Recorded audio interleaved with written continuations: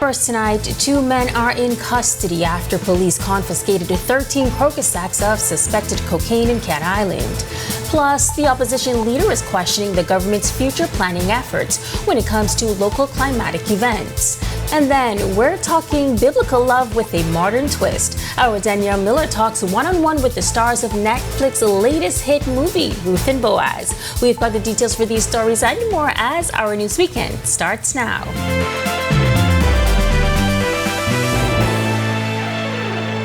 This is Our News Weekend. Thank you so much for joining us. I'm Megan Shepard.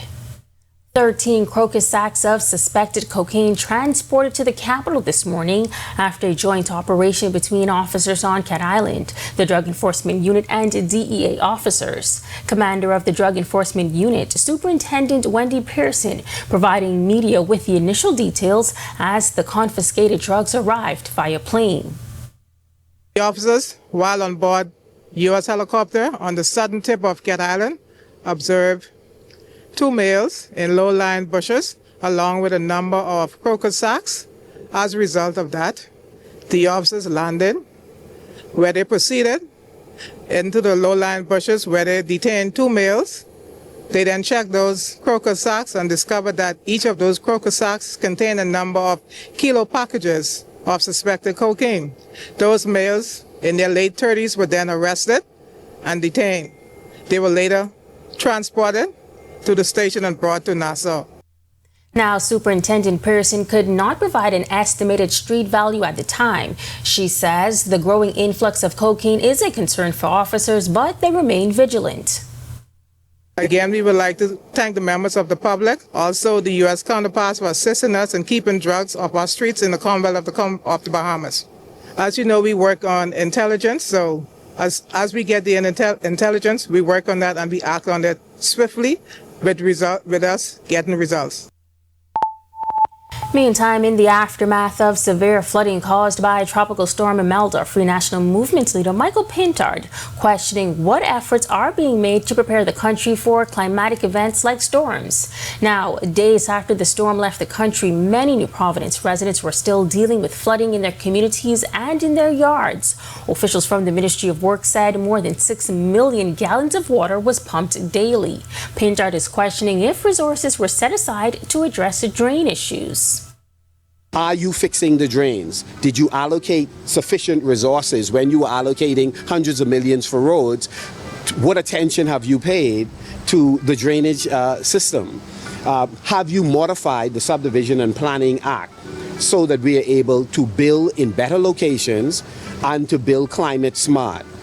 What specific infrastructural decisions has this government made that's improving the infrastructure in the Commonwealth of the Bahamas and the life of Bahamians? Now, the Prime Minister recently returned from a trip to the United Nations, where he spoke to a number of issues facing the country, one of them climate change. But Pintard says Davis should address issues at home before addressing the global problem. The Prime Minister is traveling globally, seeking to position himself as the voice of small island developing states on climatic issues. At home, unfortunately, his record on environmental matters are not stellar.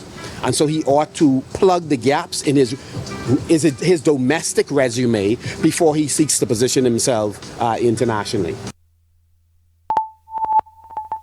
Public relations gestures. That is how Foxville Member of Parliament Fred Mitchell described the FNM's Foxville candidate Dr. Nicholas Fox's move to pump water from the constituency in the aftermath of Tropical Storm Imelda. Fox posted a Facebook Live video earlier this week with pump trucks pumping water out of the impacted areas. Mitchell, who was out of the country at the time of the interview, said his teams were on the ground post the tropical storm. There were teams out throughout Foxville dealing with all of the flooding issues. Sort of empty PR gestures is not my style. The fact is that you have to deal with people and their issues. The Foxville constituency we had teams out yesterday dealing with the flooding. We had emergency food supplies. All of those things were available through the Foxville Urban Renewal Office. The constituency office was open. Tropical storm Imelda brought heavy rainfalls, causing severe flooding. Mitchell also provided this update on schools in Fox Hill that suffered damage. The schools were checked, Salmons Primary, Doris Johnson, and L.W. Young. There was some leaking at L.W. Young, so we're trying to address all those issues. So, yeah, the roads seem to be clear or clearer this morning.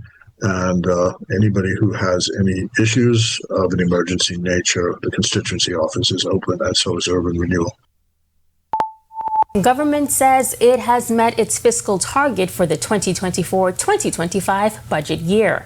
Final figures reveal the Bahamas ended with a deficit of just 0.5%, well within the range projected last year. Officials attribute the results to strong revenue performance, growth in the economy, and containment of spending. Speaking during the weekly press briefing at the Office of the Prime Minister, Economic Affairs Minister Michael Halkitis confirmed the results, adding revenue collection in the high-end real estate market has also improved.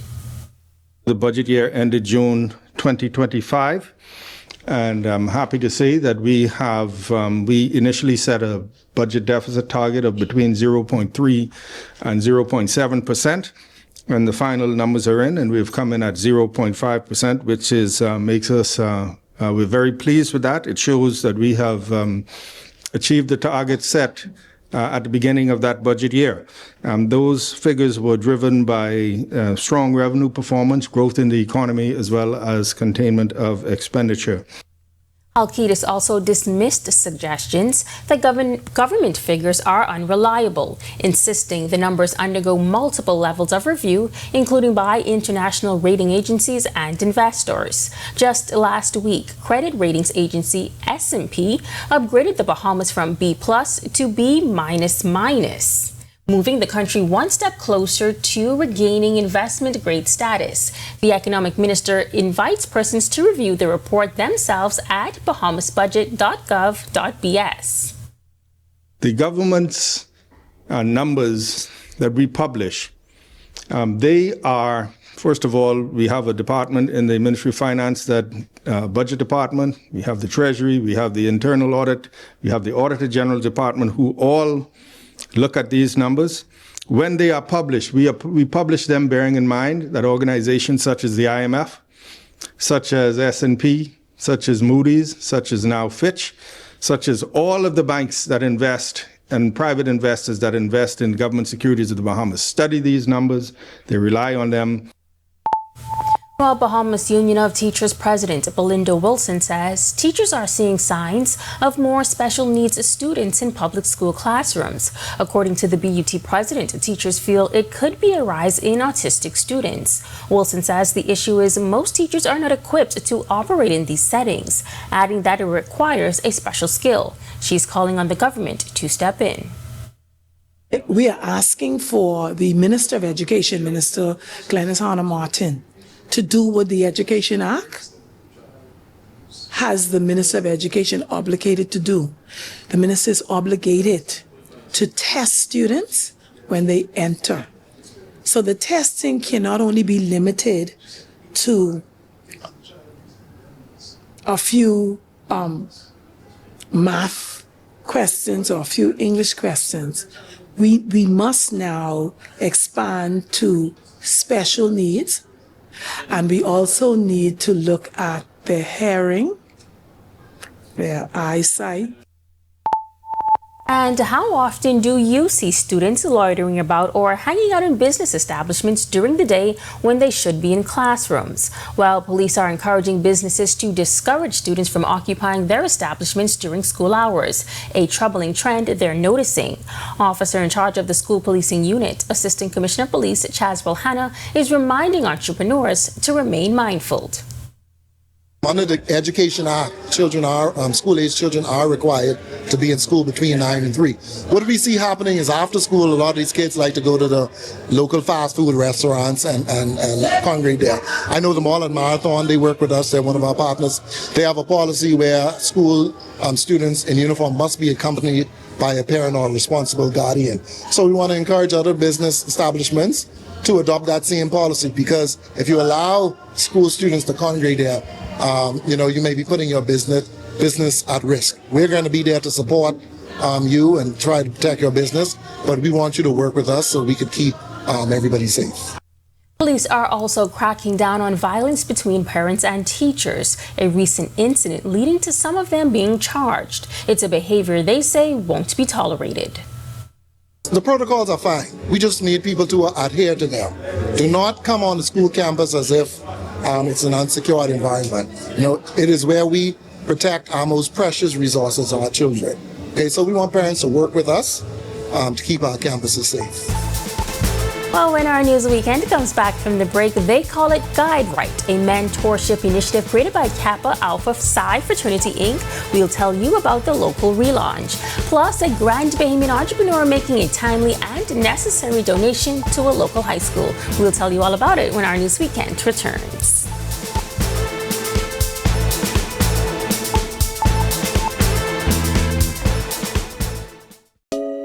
Family, how you look so down? Set up all cold and flu, could flip that frown. All the coughing and that runny nose cannot last. You must come back to work and class. Set them all can deal with that fast, yeah. Try set them all cold and flu, daytime and nighttime too. Try set them all cold and flu and get back to the better you. Available at pharmacies nationwide. Distributed by Lowe's Wholesale Drug Agencies Limited.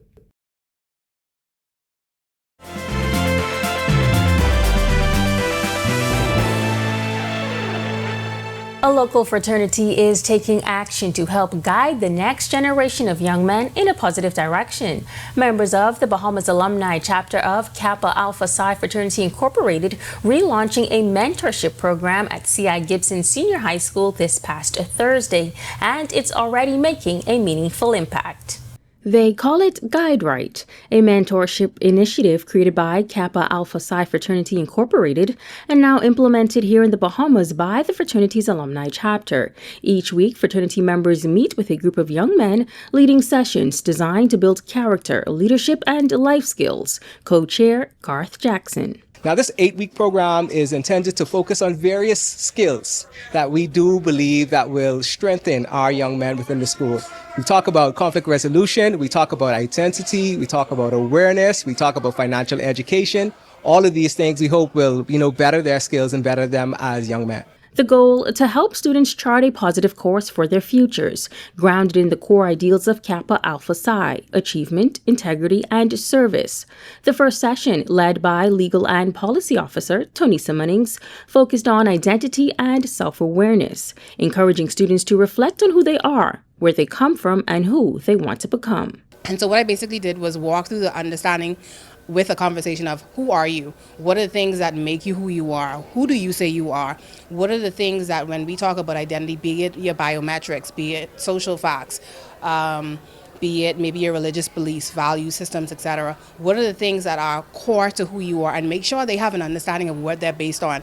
Is this based on your culture? Is this based on your environment? Is this based on social media? Who are you at your core? The Guide Right program is one of several community outreach efforts the fraternity has spearheaded this year, alongside scholarship initiatives, volunteer drives, and youth engagement programs. The 10th and 11th grade students share what they hope to gain over the next 8 weeks. I'm hoping to leave here with discipline and respect, and to hopefully interact with the gentlemen that are here to help us learn more. I'm hoping to get a lot of knowledge, a lot of experiences, to meet some more people, some people that could actually help me, especially with college readiness, and more about, getting out there, being a more functioning member of society, and to just be the best person I could be. Groups like these are needed a lot, especially around areas where there's not really a father around. Men like these men that could actually lead, show us the right way. It's important. Like, you have persons who know what it is that they want in life, but they don't have that support and that push. So to be able to look up to other prominent men in society and have them speak to us and give us the knowledge that we need would help us significantly. I feel it's the best opportunity for me to better my future, to become a better leader, to make sure I have future plans for me and my family, because I'm trying to bring my brother in the school to join this club as well. Fraternity leaders say this is just the beginning, with plans to expand the mentorship initiative. The students at Jack Hayward Junior High School receiving a donation of food items and fans courtesy of entrepreneur Dr. Charlene Reed. Dr. Reed is no stranger to the institution as she has a history with the school. Telling Our News she believes the school is often forgotten. She says the long-term goal is to continue this act of service and expand the initiative. Now, the goal is to start off with fans and to end up with ACs. So I'm asking the business community to partner with me in assisting this school in getting the AC units that they need.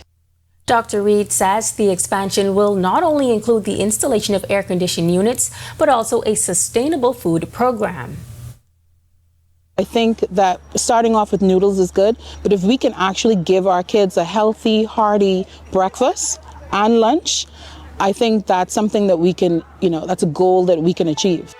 All right, well, still to come on Our News Weekend, it's a new movie with an older story. The story of Ruth and Boaz taking over the big screen on Netflix. And our Danielle Miller has exclusive interviews with the movie stars. But first, a tennis legend hosted a clinic right here in New Providence. Jazz and the Yankees fall in Game 1 of their division series. Our Sports Weekend is up next.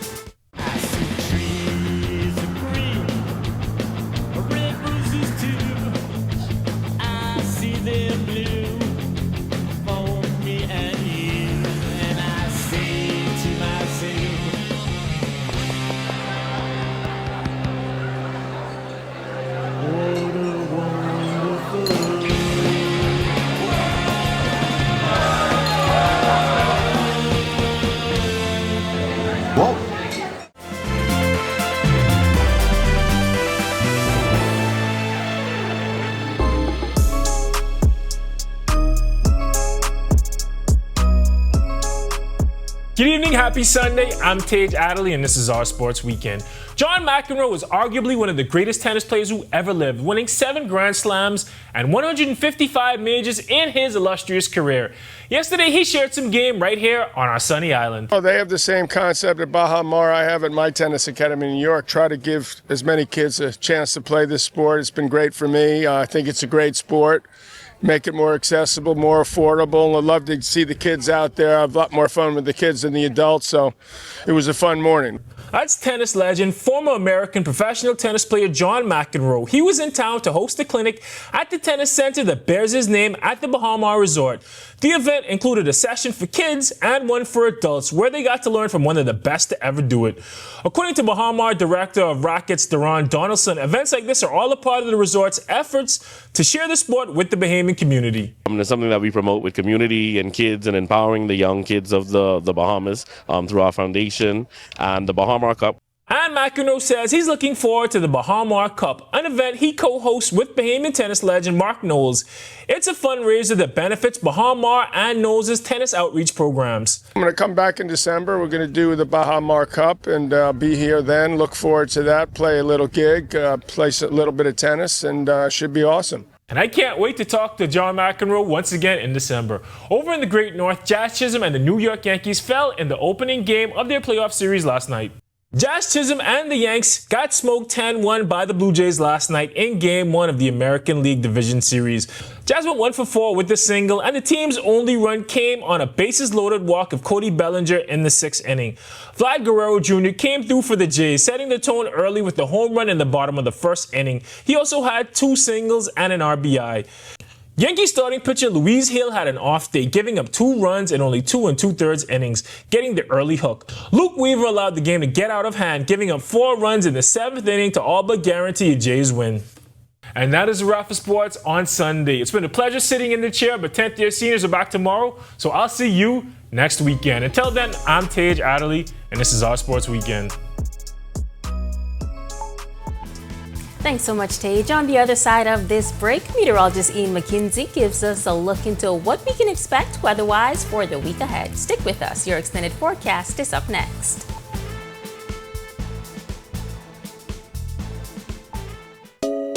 Family, how you look so down? Set up all cold and flu, could flip that frown.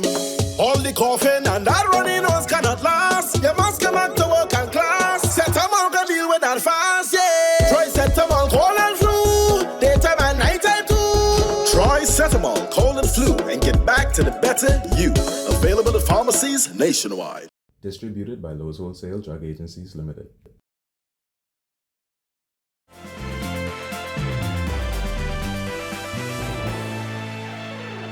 Welcome back, everyone. Thanks for joining us as we share Sunday and into the holiday weekend's forecast. But currently outside the studios, we're under partly cloudy skies with a temperature of 83. Winds are from the east-northeast at 6 miles per hour. Feels like very warm still at 91. Temperatures across the country, we have 82 in Freeport as well as 81s in Marsh Harbor, 83s throughout the remainder of the Northwest Bahamas. Central Bahamas, we have 84 in Kemps Bay as well as Black Point, Exuma, 82s in Georgetown, Deadman's Key, and in Coburn Town, San Salvador, 81 in Port Nelson, Rum Key, and Arthurstown, Kid Island. Southeast Bahamas, we have 83s in Duncantown, Delectable Bay, and Abrahams Bay, Mayaguana, 82 in Colonel Hill, 85 in Matthewtown, Inagua, and 84 in Providenciales, Turks and Caicos. Satellite and radar imagery at this time, we still have this plume of moisture. This is all associated with a stationary frontal boundary that's across our area. This will continue to trigger pockets of unsettled weather throughout the middle of the week. Coupled with that, we also have an area of low pressure, weak one. Taking a look at the tropics right now, where we do have this area of low pressure getting better organized, which could possibly become Jerry by the end of the week. The system is expected to move more towards the west. Good luck for us. We expect a trough to come off the eastern seaboard, take it towards the north. So we're going to continue to monitor the progress of the system. Boating forecast still on the rough side. Small craft advisory in place in the northwest Bahamas. Winds east to southeast 10 to 15, seas 2 to 4, but up to 9 feet offshore on those swells. Low tide at 1:32 a.m. tomorrow. High tide at 7:32 a.m. Central and southeast Bahamas advisory still is in place again. Winds easterly 10 knots or less, seas 1 to 3, up to 9 feet offshore on those northerly swells. Extended forecast, we have moist conditions throughout most of the week. We do have a little break on Wednesday. Moisture returns to the end of the week into the holiday weekend. That's a wrap in the evening forecast. Make it a great, safe, fun week, everyone. Thanks so much, Ian. Well, a timeless biblical love story of the Bible, reimagined by two popular producers, is now streaming on Netflix. But before the film's premiere, a special screening was held in Atlanta, Georgia, where the stars of the movie shared their hopes and the impact they hope it makes. Our Danielle Miller reports. Ruth and Boaz is a classic Bible story about the adoration Boaz developed for Ruth as she was harvesting grain in his field. Recently, a modern depiction of the story, produced by Tyler Perry and Devon Franklin, premiered on Netflix. Ahead of the film's debut, however, we got the opportunity to attend a special screening in Atlanta, Georgia. And even if you're not in the faith community, I think that this movie will touch you because of love, community is represented in the film, redemption. That's actress Saraya, who plays Ruth in the film. The leading lady sharing with me how she connected with her character on a personal level, a connection she hopes exudes through her performance and is felt by audiences across the globe, especially those within the diaspora. According to the film's co-producer Devon Franklin, along with his wife Maria Franklin, the goal was to use the adaptation to reshape the perception of love and romance that exists within today's society. So often, with men and women, we're talking at each other but not with each other. And this love story is a timeless love story, and it felt like it was time to do something that's never been done, to modernize it. And Boaz was looking to be of service, and then Ruth was also ready to receive that love. And, she had to make sure she felt worthy of the type of love that he was able to give. So by seeking the Lord, by putting herself first, by being of service, she attracted that partner, that godly partner. The coveted role of Boaz is played by Tyler Lepley. He echoed the sentiments of fellow cast member Saraya and the film's producer, adding that the story dispels the present-day myths that love should be viewed as a shallow exchange. If you take a look around, at least from what I'm experiencing, everything seems very surface level, everything seems very conditional. You know what I'm saying? Almost like people don't step into something unless they're getting something. And that's the opposite of what goes on in Ruth and Boaz. Reporting for Our News, I'm Danielle Miller. And with that, we thank you so much for joining us for Our News Weekend. On behalf of the entire team, I'm Megan Shepard. Have a safe and wonderful evening.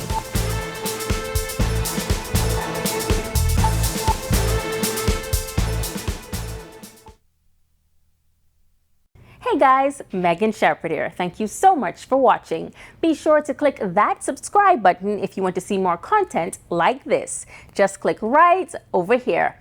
And don't forget to turn on your notifications so you stay up to date with content like this from the team you already trust.